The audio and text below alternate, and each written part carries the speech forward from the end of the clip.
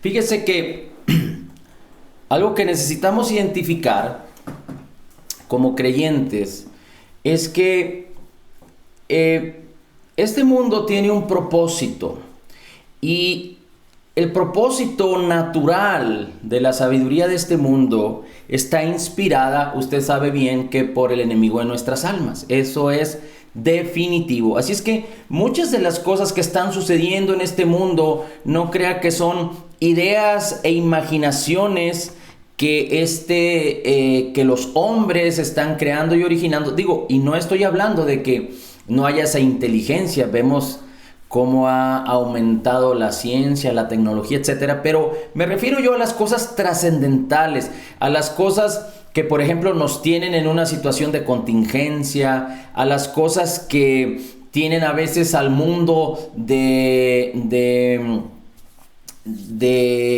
preocupación. Por ejemplo, no sé si usted sabía que en estos días pasados Israel realizó un convenio de paz con los pueblos árabes, y esto fue, creo que, promovido por el presidente de los Estados Unidos, y muchos creyentes están pendientes de todo este tipo de situaciones. Muchos lo ignoran, pero tiene esto que ver con los últimos tiempos, porque aunque no hay una revelación muy clara de los últimos tiempos y del Apocalipsis, pero sí hay mucho conocimiento y hay muchas personas que se han puesto a estudiar las profecías, y cuando se habla de Israel, todo mundo pone atención. Es decir, muchas personas ponen atención, pero cuando se habla de paz, muchos están pensando en que esto tiene que ver con los últimos días o con el tiempo del fin.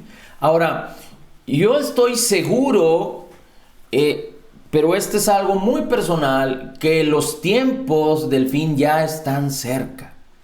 No le puedo decir si es un año, si 2 años, si son 5, 10, 15 años, pero yo sí creo que esta generación en la que usted y yo estamos, estaremos viendo los tiempos del fin.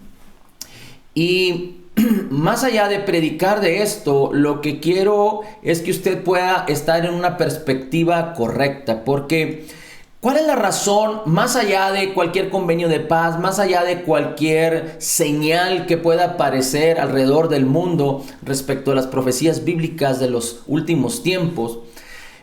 Podemos observar cuál es la condición y cuál es lo que está surgiendo ahora entre la manera de pensar de la humanidad, la manera de pensar de la sociedad. Y mire, es importante que usted y yo podamos entender que el enemigo de nuestras almas quiere, a como dé lugar, acabar con todo lo que tiene que ver con Dios y con su palabra en la vida de las personas. El diablo ha sido derrotado, lo dice Colosenses capítulo 2. Vamos para allá a buscarlo rápidamente, solo para confirmar lo que la palabra del Señor nos enseña acerca de esto, para que usted siempre tenga la escritura a la mano y que pueda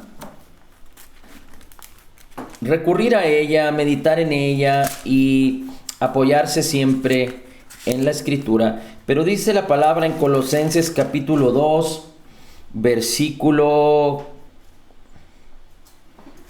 13, dice: y nosotros, estando muertos en pecados y en la incircuncisión de nuestra carne, Cristo nos dio vida juntamente con Él, perdonándonos todos los pecados.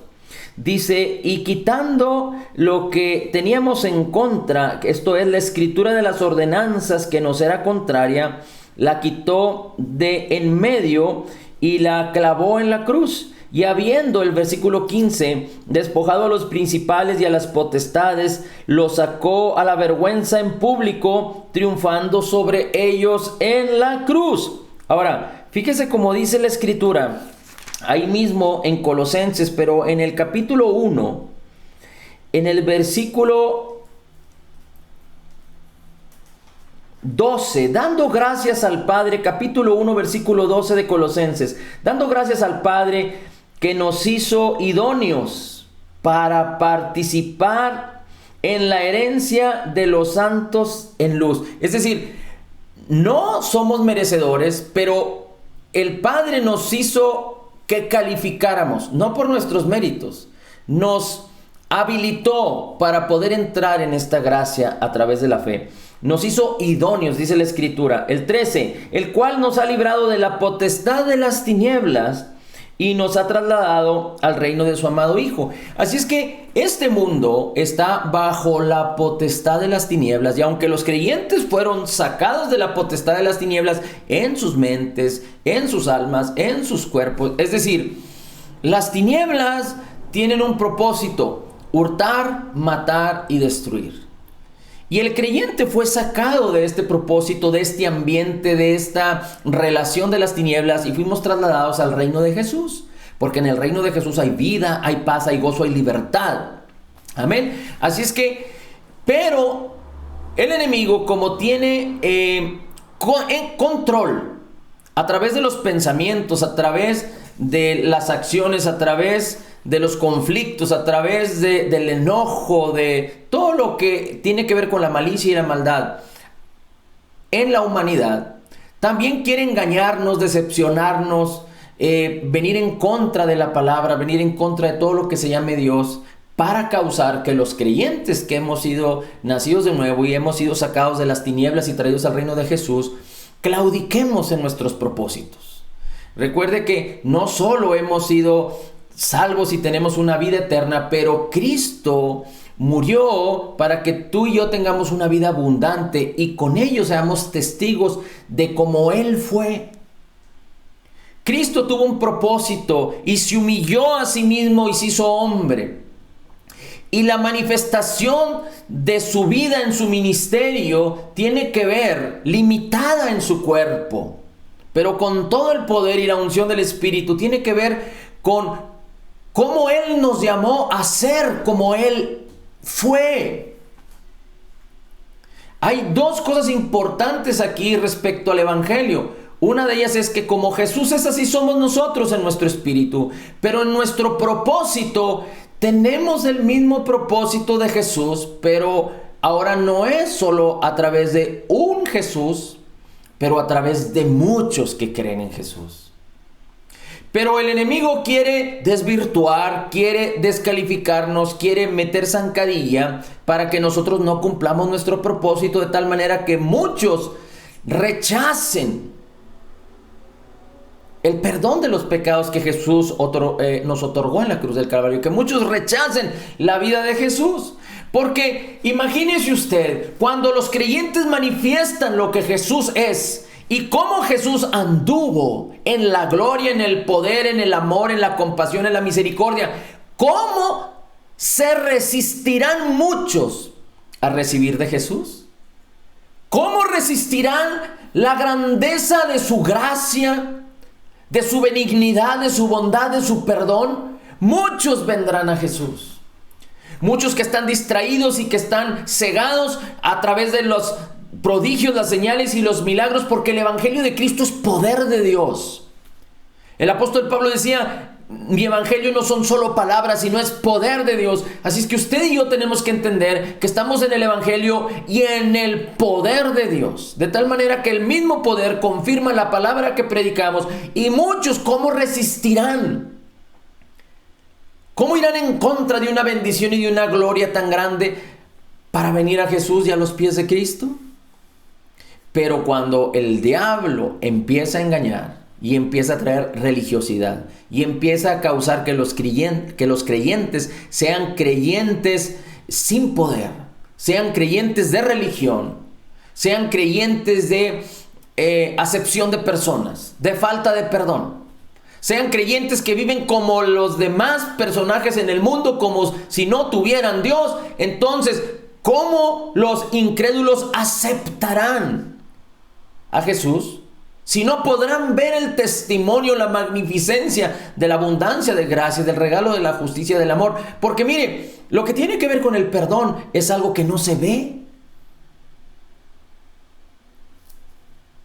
Pero por ejemplo, lo que tiene que ver con la salud es algo que se manifiesta. Lo que tiene que ver con el dinero es algo que se ve. Así es que los creyentes tienen que de una manera íntegra permitir que Cristo se manifieste en sus vidas para que muchos vengan al conocimiento de la verdad. Que Cristo en su palabra no solo se manifieste en la manera en la que pensamos, en la manera en la que hablamos, en la manera en la que creemos, en la manera en la que las circunstancias operan a favor de nosotros, porque somos altamente favorecidos. Ahora, si usted busca rápidamente Romanos, busque Romanos capítulo 8. Romanos capítulo 8, versículo 31. ¿Qué pues diremos a estas cosas? Si Dios es por nosotros, ¿quién será contra nosotros? Ahora busque en el Evangelio de Juan, en la primera carta de Juan, busque el capítulo 4, el versículo 4. Primera carta de Juan, capítulo 4, versículo 4, dice: hijitos, vosotros sois de Dios y los habéis vencido. Es decir, a los que están en contra del Evangelio, a los que están a favor de la maldad. Dice, porque el que en vosotros está es mayor que el que está en el mundo. Y se refiere al enemigo de nuestras almas. Dios está con nosotros. El mismo Espíritu de Cristo mora ahora en nuestro interior. Y mayor es el que está con nosotros que el que está en el mundo. Recuerde que el Señor Jesucristo no hacía sino la voluntad del Padre, lo que el Padre le decía, lo que Él veía hacer al Padre. De tal manera que Jesús no solo tenía el poder del Espíritu Santo, pero Dios estaba con Él y tenía el poder para hacer el bien en todo tiempo. Bueno, de la misma manera, ahora el Espíritu de Cristo está en nosotros. Recuerde que el Espíritu, el Padre y el Hijo son uno. Así es que la misma presencia del Padre, del Hijo y del Espíritu Santo moran en nosotros, porque ellos son uno y nosotros somos uno con el Espíritu de Cristo. Primera de Corintios 6:17. Así es que en nuestro interior tenemos todo el poder. Hemos sido bautizados con el Espíritu, ahora sobre nosotros está el poder, de tal manera que no solo en lo espiritual, en lo que no se ve, pero es importante que ahora empecemos a movernos en la fe para que se manifieste lo que Jesús es, para que se manifieste nuestra verdadera identidad que tenemos en Cristo. Ahora, recuerde que si Satanás fue derrotado en la cruz del Calvario por Jesús, Satanás quedó desarmado. Ya no hay manera de que Satanás pueda levantarse en contra de Dios. Dios ya no tiene problemas con Satanás. Lo destruyó, lo derrotó. Y su futuro está definido. Irá al lago de fuego por la eternidad. Pero el enemigo de nuestras almas quiere estar en conflicto con Dios. Pero no puede estar en conflicto directamente con Dios, sino lo hace a través de usted y de mí, a través de la humanidad.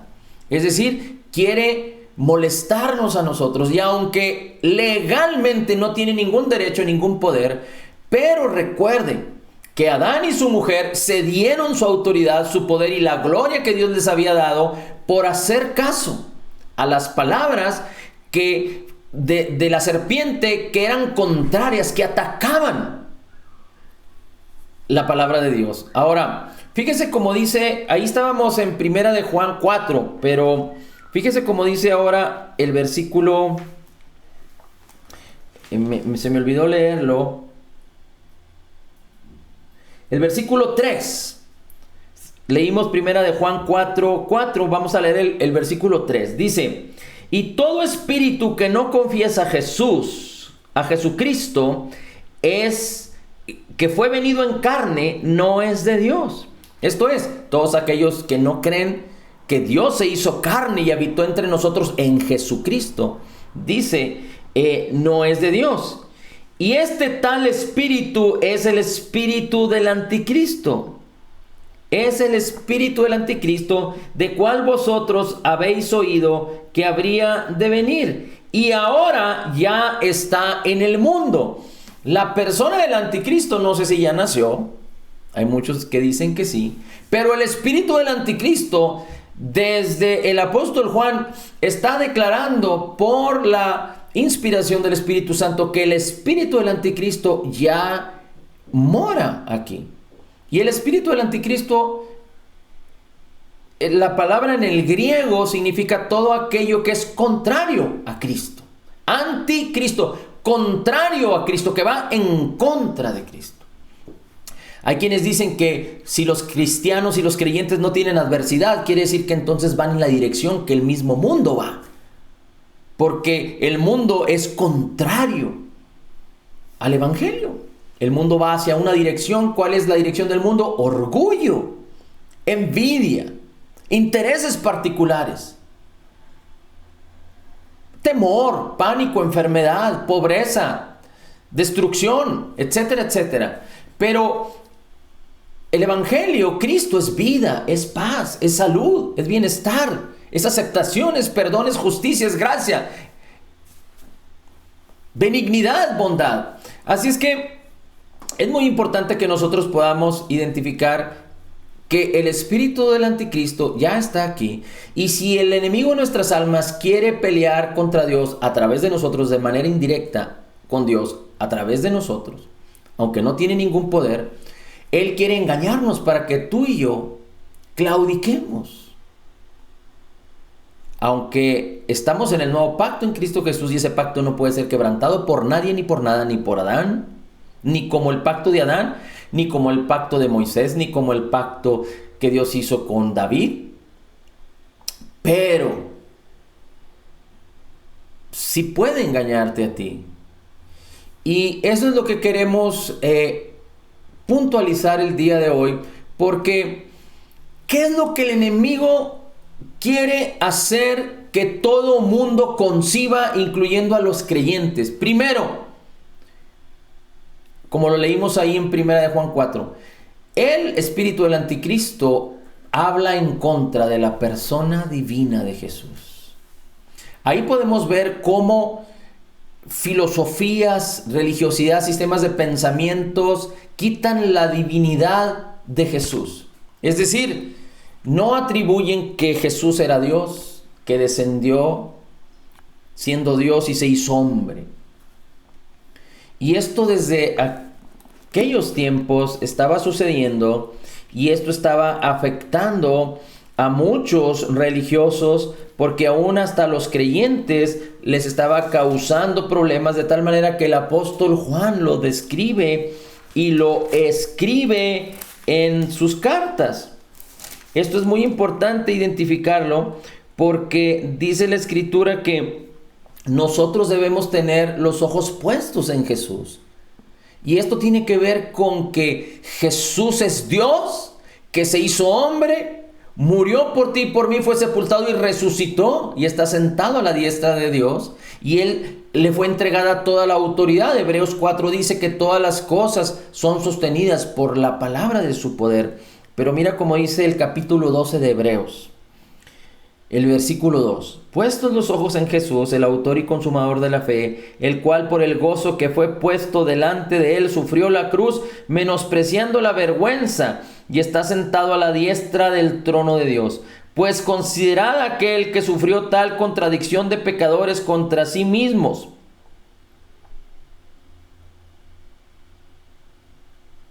Y fíjate cómo dice la Escritura también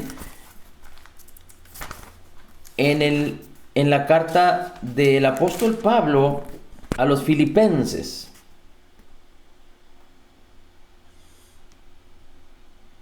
Dice la Escritura, el versículo 5, Filipenses capítulo 2, versículo 5: hay en vosotros la misma mente que hubo también en Cristo Jesús, el mismo sentir, el mismo acuerdo, el cual, siendo en forma de Dios, no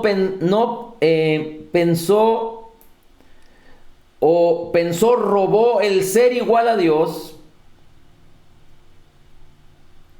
mas se despojó a sí mismo, tomando forma de siervo, hecho semejante a los hombres, y siendo hallado en condición como hombre, es decir, se humilló como hombre, se humilló a sí mismo haciéndose obediente hasta la muerte y muerte de cruz. Así es que si algo el enemigo quiere hacer con los creyentes es que nosotros perdamos de vista la divinidad de Jesús.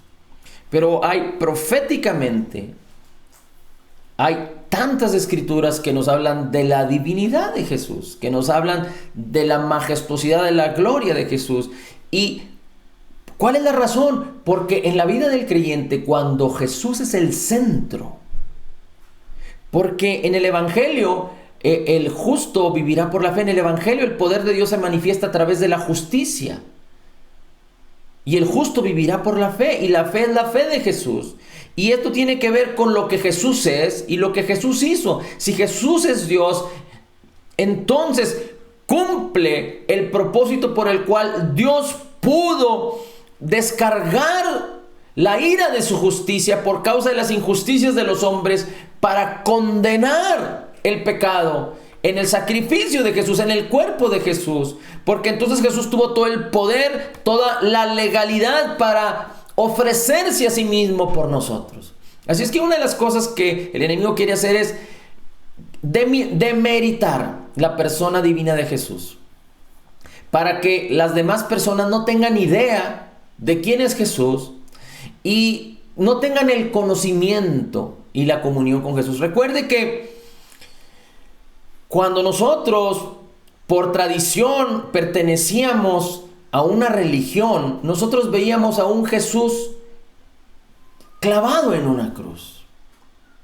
Y aunque la tradición o los sentimientos nos llevaban a visualizar y a tener una expectación, que no recuerdo exactamente de qué se trataba, pero no era una concepción clara de lo que era Jesús.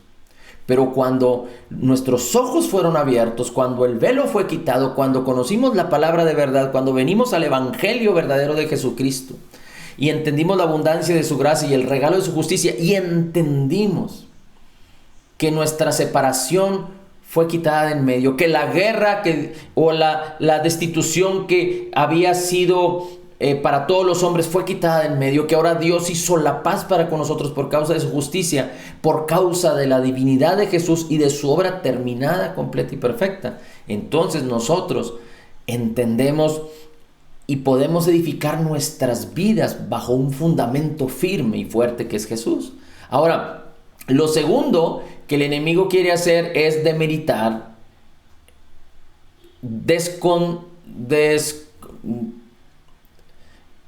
transformar, que no tengamos la idea clara y el concepto claro de lo que tiene que ver con la obra terminada, completa y perfecta de Jesús en el Calvario.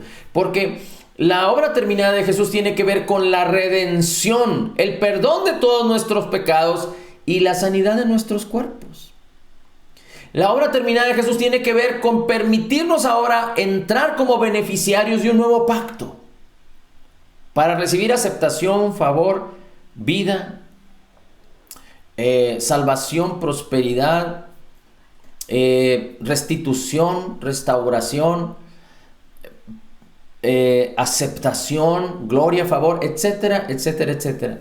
Pero particularmente el Señor Jesucristo en Isaías 53 es revelado en dos partes fundamentales de su obra redentora. Y aunque su obra redentora tiene que ver con todo esto, el intercambio divino tiene que ver con todo esto que hemos dicho ya, quisiera que fuéramos rápidamente a primera carta del apóstol Pedro, que prácticamente es un reflejo de Isaías 53, pero el apóstol Pedro lo revela de una manera muy similar.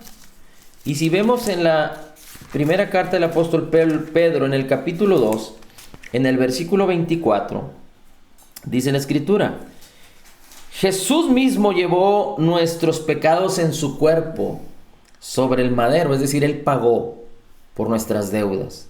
Nuestro pecado, la deuda de de nuestro pecado fue juzgado en Cristo Jesús. El delito, recuerde que la paga del pecado es la muerte, y entonces todo el juicio vino sobre Cristo. Así es que dice, el cual el Jesús mismo llevó nuestros pecados en su cuerpo sobre el madero, para que nosotros, estando muertos a los pecados, vivamos a la justicia. Esto es lo que Cristo nos otorga ahora en su obra terminada, su justicia. Y su justicia nos da paz para con Dios, nos hace estar en una relación perfecta para con Dios, de tal manera que Dios envió el Espíritu de Cristo a nuestros corazones. Y sigue diciendo, por la herida del cual habéis sido sanados. Y si tú lees Isaías 53, 4 y 5, vas a darte cuenta de esto y vas a enterarte que la redención, aunque implica toda esta bendición de la que ya hemos estado hablando, particularmente está definida con el perdón de todos nuestros pecados y con la sanidad de nuestros cuerpos. No solo el perdón de nuestros pecados trae esa libertad. La ley del Espíritu de vida en Cristo Jesús nos ha librado del poder del pecado que causa muerte. Y dicen, y la ley nos ha librado del poder del pecado y de la muerte. Porque el pecado trae muerte, porque el pecado condena, porque el pecado culpa. Pero eso trae libertad a nuestras vidas. Y por otro lado, la salud, la sanidad de nuestros cuerpos. Porque en la salud está manifiesto el poder de Dios delante de los ojos de los demás. La salud manifiesta el poder de Dios en el mundo natural. Porque aunque el perdón de nuestros pecados es parte de nuestra alma y nosotros podemos percibir y creer y caminar en esa libertad, pero las personas no lo ven. Pero lo que sí ven es cómo es que somos saludables. Ahora, hay otra cosa muy importante que también ven las personas.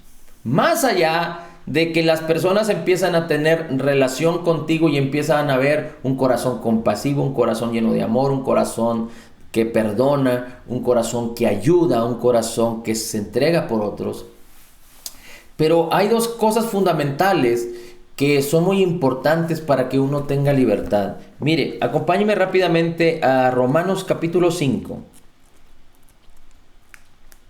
Romanos capítulo 5, y vamos a leer el versículo 17. Dice Romanos capítulo 5, versículo 17. Porque si por el delito de uno reinó la muerte, esto es Adán, dice, mucho más, los que reciben la abundancia de la gracia y el don de la justicia, reinarán en vida por uno, Cristo Jesús.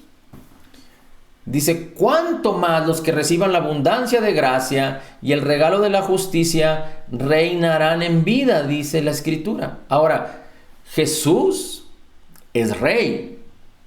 Fuimos trasladados al reino. Espiritualmente estamos en el reino de Cristo. Pero el Señor no nos llamó solo a reinar en la eternidad, pero a reinar en este mundo. Así es que todo empieza cuando recibimos la abundancia de gracia y el regalo de su justicia en nuestro espíritu. Pero esto necesita ser manifestado en nuestra alma y en nuestro cuerpo. Recuerda que Jesús dijo en Mateo capítulo 6, versículo, lo puede leer desde el 30 en adelante, pero termina diciendo, se centra diciendo, buscad primeramente el reino de Dios y su justicia. Ahora tú y yo somos reyes en el reino de Dios porque tenemos su justicia. Y si Dios nos ha llamado a reinar, nosotros tenemos que liberarnos de dos problemas fundamentales, entre otros. Y una de ellas tiene que ver con el dinero, con el amor al dinero, porque el dinero no es un problema, el problema es el amor al dinero. Recuerde que el dinero tiene influencia, tiene poder, y cuando uno lo usa legítimamente y adecuadamente, es una bendición. Pero el dinero, utilizado de una manera equivocada, causa envidias, pleitos, guerras. Y el amor al dinero es algo que perjudica, que puede hacer que el alma de las personas se pierda.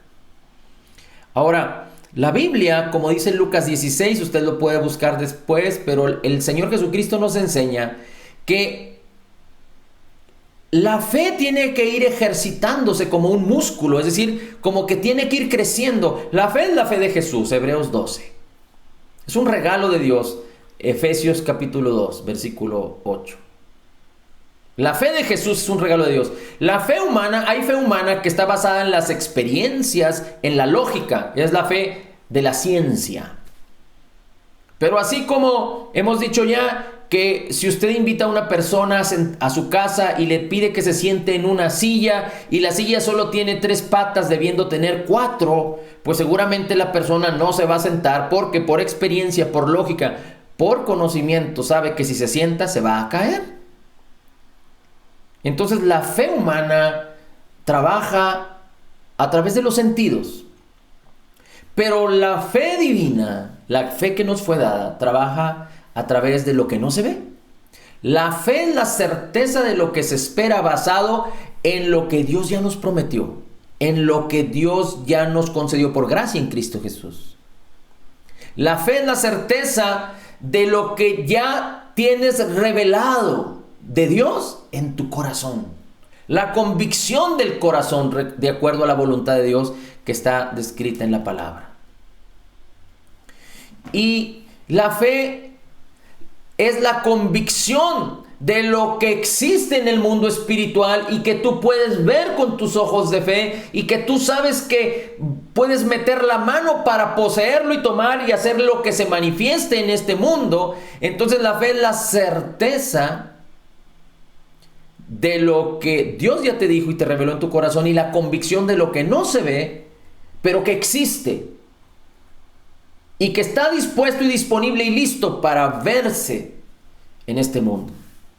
Recuerda que todo fue creado con palabras. Es algo extraordinario si nosotros pudiéramos meditar y pensar en cómo los átomos, hemos platicado ya que los átomos es la parte fundamental, digamos, de la materia. Y la mesa, las sillas, las cosas físicas que palpamos, nuestro cuerpo inclusive, en el aire también el polvo, etc.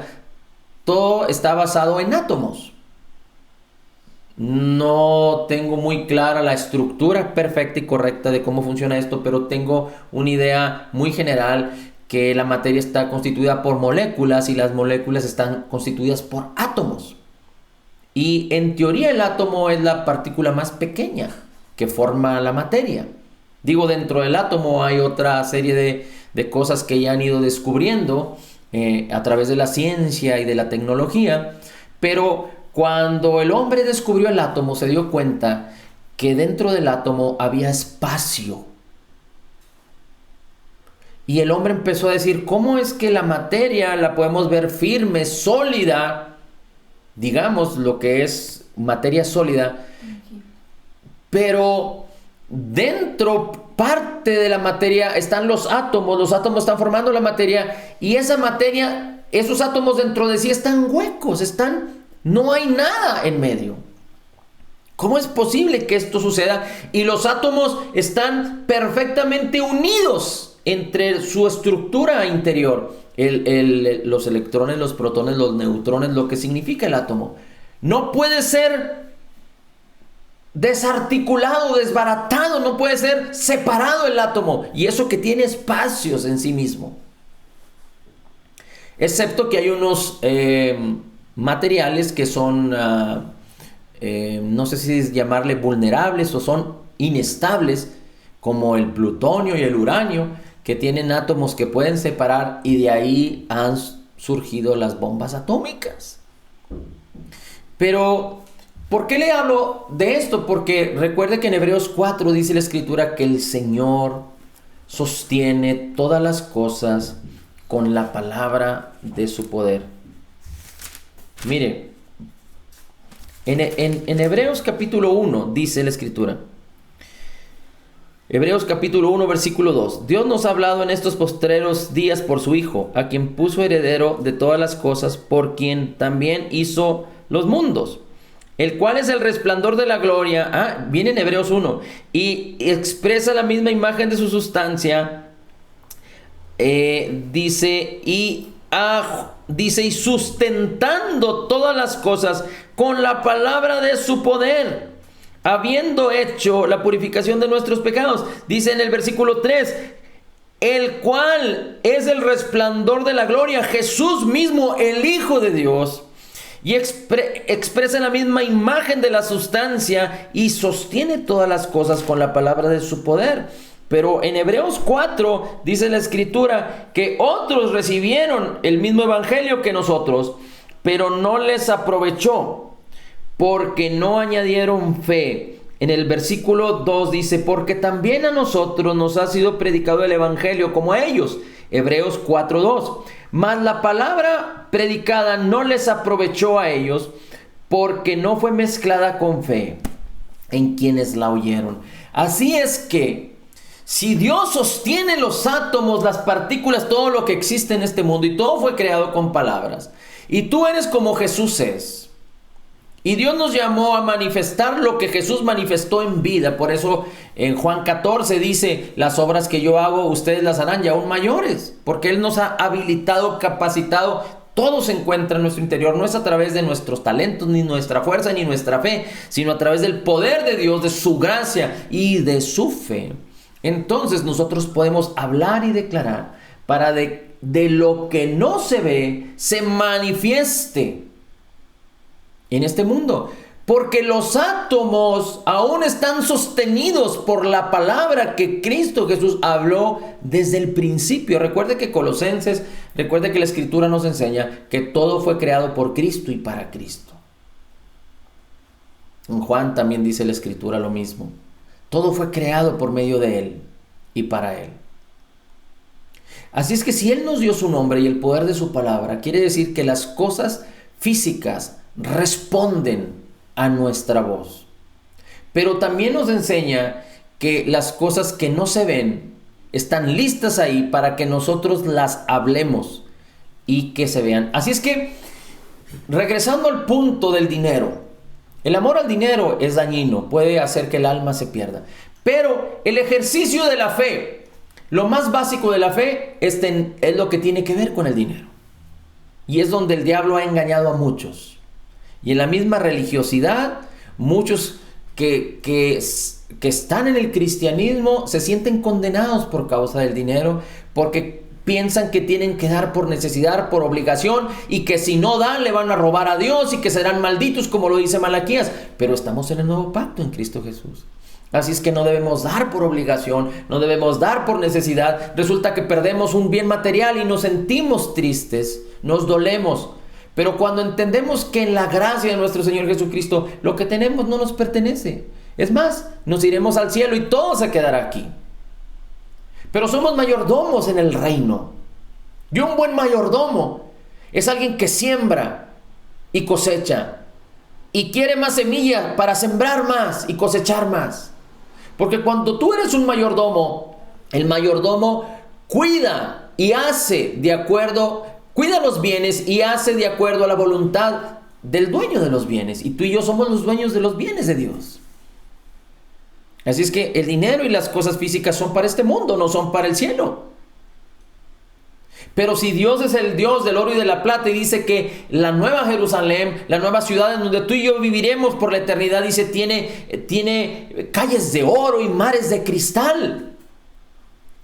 Así es que tú y yo tenemos que entender que el dinero tiene poder, pero que no debemos de estar sujetos a la vanidad del dinero. Pero cuando nosotros hacemos cosas extraordinarias con el dinero, entonces los demás, no solo nuestra vida, nuestros corazones, nuestras familias, pero muchos dirán, ¿qué les pasa a estos? Cuando tú prosperas por causa de sembrar, por ayudar a los pobres, por sembrar en el evangelio, por permitir que la palabra se predique, cuando tú aún beneficias a los que están en contra tuya, cuando tú vas en contra de los sistemas monetarios de este mundo porque no te endeudas, porque tú pagas todo en efectivo, porque la bendición de Dios está sobre ti. La bendición de Dios está sobre ti. Si tú empiezas a creer y a declarar que la bendición de Dios está sobre ti, no hay nada que pueda obstaculizar que tú prosperes. Pero cuando tú tienes un corazón dador, cuando tú sabes que tú fuiste llamado a dar, no a acaparar, no a mantener, a vivir solo para ti. Por eso Santiago dice en la escritura que dice, ustedes piden y no reciben porque piden para vuestros deleites. Pero Dios nos llamó a dar. El principio de la bendición está en saber que fuimos llamados para dar como Dios dio, como Jesús dio, y Dios pone la bendición para dar. Yo he puesto muchas veces el ejemplo del agua. Si tú cierras la llave, no fluye agua. Pero si tú abres la llave, fluye tanta agua como la llave pueda proporcionar agua mientras esté abierta. Así es que imagínate que tú fuiste llamado a distribuir el agua en tu colonia. En la medida en la que tú distribuyas, abras la llave, toda tu colonia va a tener agua. Y tú vas a ser conocido como aquel que siempre tiene la llave abierta y no impide que la bendición fluya en la colonia. Pero cuando tú cierras la llave, y cuando tú empiezas a limitar, y cuando tú empiezas a permitir que los demás sufran escasez, entonces tú vas a ser recordado como aquel que cierra la llave. Así es que no permitamos eso, porque Dios nos llamó a causar impacto aún a través del dinero, pero el diablo ha permitido. Recuerda que la palabra no fructifica por causa de la vanidad y los afanes de este mundo, y la vanidad y los afanes de este mundo tienen que ver con el amor al dinero. Si es que una de las cosas es esta, pero otras de las cosas importantes es la salud. Y tú y yo no solo necesitamos dinero para reinar, pero también necesitamos salud para reinar. Y no te preocupes por necesitar dinero para reinar, porque si Dios te llamó a algo y Dios te dijo qué, no te preocupes, Él es responsable y te revelará el cómo. Y va a hacer que muchos vengan para que provean lo que tú necesitas. Mientras tú entiendas, consideres y tú siembres, Dios va siempre a proveer. Porque cuando Dios te dijo un qué, Él te revelará el cómo, y Él es tu sustentador. Si nosotros creemos que somos mayordomos, Él es el que sustenta de sus bienes, porque nosotros servimos para Él en el reino. En la vida y en la piedad. En la vida y en la piedad nosotros le servimos a Él. En la vida, en nuestras familias, y en la piedad, en el evangelio, nosotros le servimos a Él. Cuando entendemos este fundamento, nosotros vamos a ser felices en cualquier lado. Ahora, en la salud, pues si un rey, por más que sea rey y está enfermo, no actúa con libertad. Y el diablo también ha engañado, porque una de las cosas principales que afectan el sistema mundial es la economía y el sistema de salud. Y si usted no lo cree, vea cómo el mundo y los gobiernos se han empecinado, se han ensañado con los temas económicos y con los temas de la salud a través de la pandemia en esta época. Y todos los países tienen un sistema de salud, porque el mundo tiene temor a la enfermedad, el mundo tiene temor a la muerte, pero el diablo ha inducido y conducido esta misma actitud al creyente. Así es que nosotros no somos los enfermos que estamos buscando ser sanados, y la mayoría de los creyentes piensan así y tienen temor a la enfermedad y tienen temor a la muerte. Y por el contrario, fíjese, ya no tienen temor a la escasez y temor a la pobreza, porque piensan que hay que tener contentamiento, pero no pueden escalar e impactar a muchas más personas porque no tienen temor a la escasez. Pero la escasez y la pobreza son aliados del diablo. Como el temor, la enfermedad y la muerte son aliados del diablo. La escasez, la pobreza, el temor, el pánico, la enfermedad vienen a hurtar, a matar y a destruir. Vienen por consecuencia, entraron a la humanidad por consecuencia del pecado. El temor funciona similar a la fe, tienen el mismo principio, pero son opuestos. El temor a la enfermedad, el temor a la muerte, tiene que ver con la incredulidad, y el temor viene por el oír las palabras de temor del príncipe de este mundo que está influenciando a todo este mundo. El Salmo 91, ¿qué nos dice la Escritura? Dice: el que habita el abrigo del Altísimo morará bajo la sombra del Omnipotente. Diré yo al Señor, esperanza mía, castillo mío, mi Dios en quien confiaré. Dice: Él te librará del lazo del cazador, de la peste destructora, con sus plumas te cubrirá y debajo de sus alas estarás seguro. Escudo y adarga es su verdad. Y después dice: no tendrás temor. No tendrás temor del terror nocturno, ni saeta que vuele de día, ni mortandad, ni pestilencia que ande en la oscuridad, ni mortandad que en medio del día destruya. Caerán a tu lado 1000 y 10,000 a tu diestra, mas a ti no llegará. Cuando tú mantienes una actitud de fe, entonces tú podrás beneficiarte, aprovechar todo lo que el nuevo pacto en Cristo Jesús nos ha concedido por gracia. Pero si faltamos a la fe, entonces no podremos beneficiarnos. Santiago capítulo 1, ya no lo vamos a leer, capítulo 1, versículo 6, nos dice: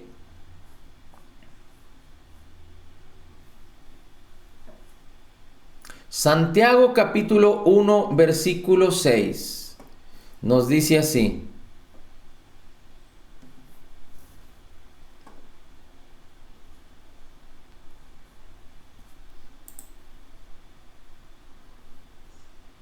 ¿sí están ahí? Parece ser que... Bueno. Parece ser que algunos se cayeron. Vamos a esperar un segundito a que se conecten. Parece ser que hubo una falla aquí intermitente. Vamos a leer Santiago capítulo 1, versículos 6 y 24 mientras los demás se conectan. Espero que sí lo hagan. Dice la Escritura en Santiago capítulo 1, versículo 6: pero pida con fe, no dudando nada, porque el que duda es semejante a la onda del mar, que es arrastrada por el viento y echada de una parte a otra. Dice: no piense pues quien tal haga que recibirá cosa alguna del Señor, porque el hombre de doble ánimo es inconstante en todos sus caminos. El hombre de doble ánimo es inconstante en todos sus caminos. Y después dice la Escritura, en mismo Santiago capítulo 22, capítulo 1, versículo 22 al 25: sed hacedores de la palabra y no solo oidores, porque si eres solo oidor te engañas a ti mismo. Entonces, cuando tú eres de doble ánimo, significa que hay dos sistemas de pensamiento queriendo dirigir tu mente. Pensamientos de temor, pensamientos de seguridad, pensamientos que dice este sistema del mundo, pensamientos de la palabra. Y eres de doble ánimo y no sabes cómo tomar acción, a qué pensamiento escuchar. Y entonces dice la Escritura que cuando eres de doble ánimo, a la hora que quieres tomar decisiones, a la hora que quieres permanecer respecto a algo, no podrás recibir cosa alguna, no podrás proveer del ámbito espiritual al ámbito natural. Y lo mismo dice: si tú eres oidor de la palabra, pero no crees lo que la palabra dice, pero no te ves de acuerdo como la palabra dice que te veas. Dice: aquel que se ve en un espejo y se olvida. La palabra es como un espejo. Segunda de Corintios 3:18 dice que viendo a cara descubierta como en un espejo la gloria del Señor, somos transformados de gloria en gloria en la misma imagen de Jesús. Así es que necesitamos aprender a vernos en la palabra, pero necesitamos permanecer en la palabra.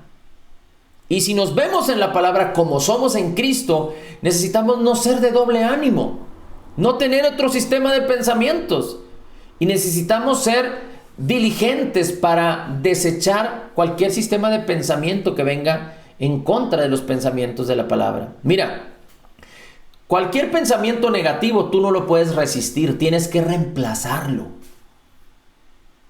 Así es que cuando hay sentimientos negativos, ¿qué sentimientos negativos hay?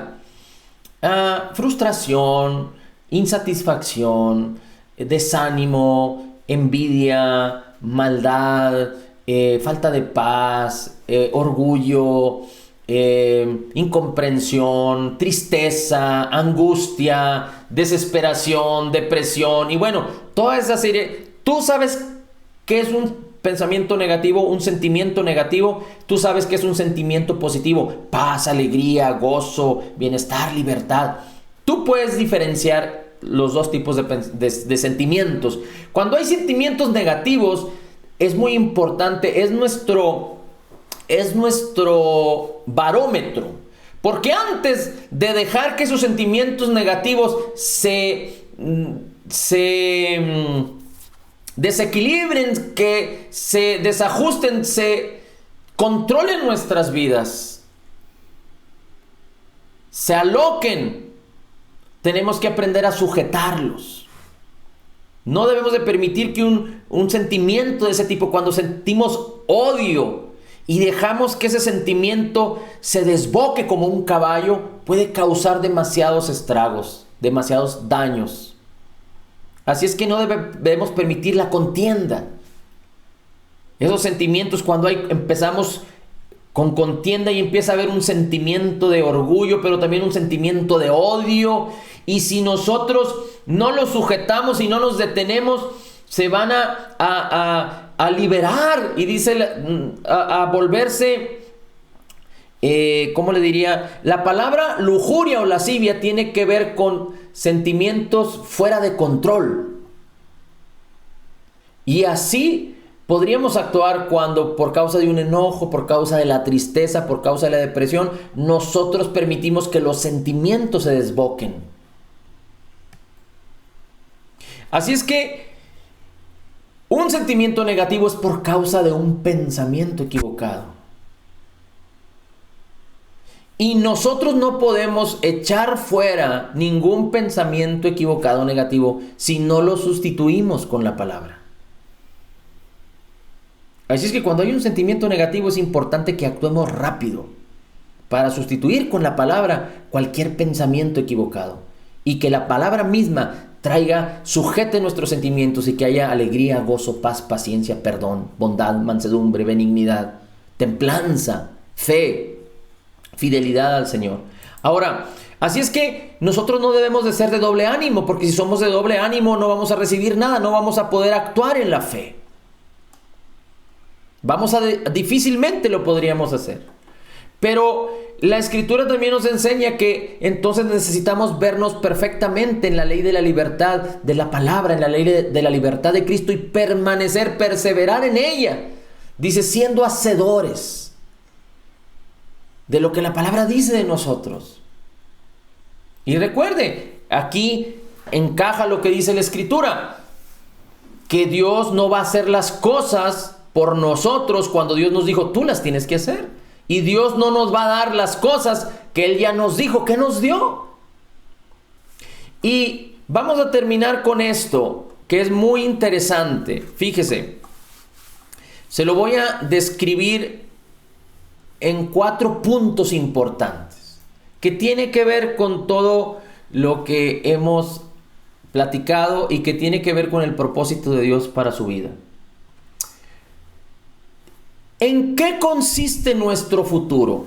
Usted podría pensar, bueno, es que el convenio de paz ya se está implementando con los árabes y el pueblo de Israel. Mañana viene con Siria, con Irán, con Irak, con Jordania, con Egipto, y entonces después aparecerá el anticristo y ya viene el fin. Bueno, no sé si usted tenga esa revelación ahorita, pero nuestro futuro consiste particularmente en 4 cosas. La primera, en pensamientos que todavía no ha pensado usted. Es decir, el futuro es mañana. Vamos a suponer, el día de mañana. El día de mañana usted va a pensar cosas que no ha pensado todavía. Usted va a hablar palabras que no han sido habladas. Usted va a actuar y a tener acciones que no han sido actuadas, que no se han hecho todavía. Y va a haber circunstancias en su vida que usted ahorita no conoce. Así es que usted va a tener pensamientos que no ha pensado, palabras que no ha hablado, acciones que no ha hecho, y también va a estar envuelto en circunstancias que usted no conoce. Pero de usted depende que usted determine de una manera que sea bendición y que usted pueda reinar en vida y que usted pueda cumplir el propósito de Dios en su vida cada día. Cuando usted determina pensar los pensamientos de Dios de acuerdo a la palabra, hablar de acuerdo a cómo Dios habla, de acuerdo a su palabra, hablar palabras de fe y no palabras de temor, hablar palabras de vida y no palabras de muerte, hablar palabras de perdón y no palabras de odio, hablar palabras de amor y no palabras de duda. Y cuando usted actúa de acuerdo a la palabra, usted es totalmente perdonado, usted actúa como perdonado, usted ha sido justificado, usted actúa en paz, usted ha sido altamente favorecido, usted sabe que es favorecido.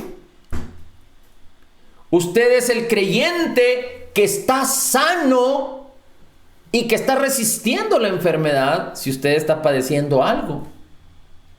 Usted es el creyente que ya está sano y que está resistiendo la enfermedad.